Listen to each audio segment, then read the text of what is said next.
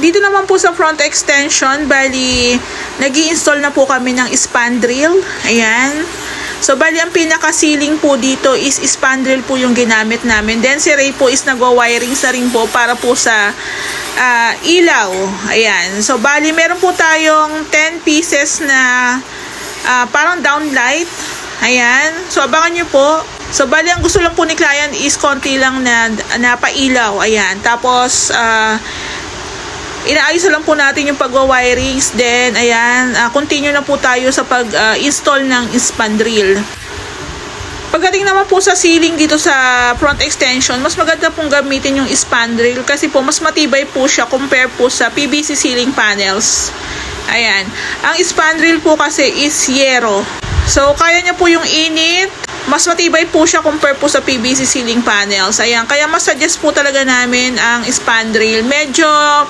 Medyo pricey pero ang ganda niya pong tingnan. Ayan. So, ingat-ingat lang po sa pag-i-install kasi nga po pwede po kayong mahiwa dyan. Bali po ang design niya is wood style. Ayan. Thank you po.